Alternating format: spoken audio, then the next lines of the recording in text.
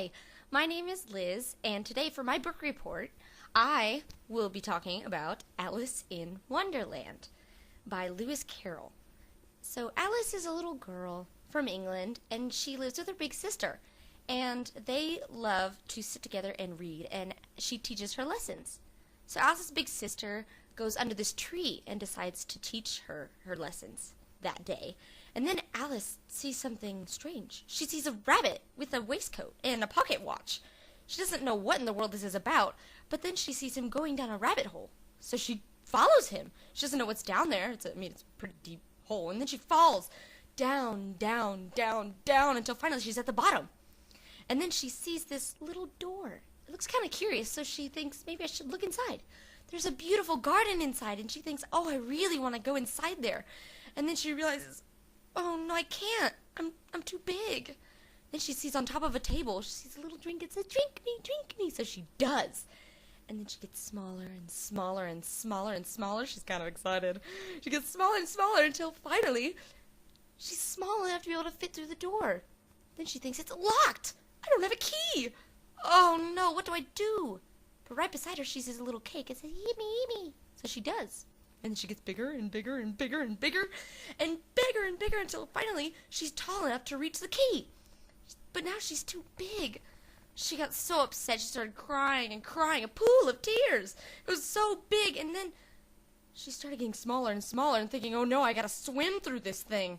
She sees a rabbit and she thinks, oh, I gotta run after him, but she's in water, and so she's trying to swim out, but then she follows after him. She manages to get through. And then she comes across this herd of animals and birds, and they're trying to run a caucus race to try and get dry because, they're all pretty wet. And Alice is like, what the heck? And then she gets out of that and follows the rabbit. She finally finds him, and then he says, hey, you, my maidservant, go and get my gloves. Alice is like, I'm not your maidservant, but she does it anyways. She goes inside his house, and she sees the little cake again, and it's saying, eat me, eat me. So she does, but then she gets as big as his house. She's stuck inside his house, and he thinks she's a monster, so he sends this lizard to go upside on top of the chimney and get her out. And then he sprays pepper down the chimney, and she says, I gotta sneeze. Achoo! Oh, bye-bye, little lizard. Alice feels kind of bad. But then she starts shrinking again. And then she's able to get out the door. So then, after she gets small enough, she walks along and sees a caterpillar, a big blue caterpillar, and then he's telling her all these strange things, like how one side will make you grow taller, one side will make you grow shorter, and she's like, what in the world is he talking about? And he turns into a butterfly and flies away. And then she thinks, maybe he's talking about the mushroom. So she gets one from each side and says, maybe I should eat some. And then she eats one side and makes her grow really tall up through the trees. And then all the birds think she's a snake trying to get their eggs. She's like, what? Then she runs across this duchess with a little baby, and she carries the baby, and it turns into a pig. She's freaking out right now. Then she sees a Cheshire cat, and she's talking to this Cheshire cat with a really crazy smile. And he says, whether you go right, whether you go left, you'll meet somebody who's crazy. So she goes to the March Hare's house. He's having tea with his friend, the Mad Hatter, and they're both kind of loony. And they're having it with a dormouse. And this dormouse keeps singing things like, twinkle, twinkle, little bat. But while he's singing, he goes slowly deep back into sleep, and they try to get him out of it, and Alice is like, okay, these people are crazy. So she leaves that, and she's walking along trying to find this rabbit, but then she finally finds the beautiful garden she's been looking for. Yay! So she goes inside the garden, and then she sees this little pack of cards, and number 3 is painting this white rose red. So she asks all these cards, why are you painting these roses red? And they say, the queen asked us to order red roses, but we ordered white roses, so we're really scared. And then this rabbit, she sees the rabbit again, and he's announcing the queen.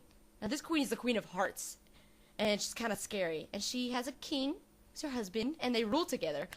But she is really mad, and she sees the roses, and she sees the cards, and then she says, off with their heads! And then she sees Alice, and she takes her to play croquet with these flamingos as her croquet mallets. Alice is kind of like, what? But then the queen takes her over to this little griffin guy that she knows. So she sees this griffin, and she sees this mock turtle, and they're talking about this lobster dance, and Alice is like, okay, these guys are really crazy. And then the queen comes back and says, who stole my tarts? They think the Jack stole the tarts, but they're not sure. So the king and queen are the judges, and then they've got this jury of animals, and then they've got the witnesses who don't know what they're talking about, and then the queen calls Alice to the stand. Alice doesn't know anything. But then Alice starts getting kind of mad because she starts getting big, and then the king and queen say she's not allowed to be in there because she's too big. And so she's like, you guys are crazy. You're nothing but a pack of cards. And so then, oh no, the pack of cards starts flying all over. Flying all over, and then poof, she's back with her sister underneath the tree. So they live happily ever after. The end.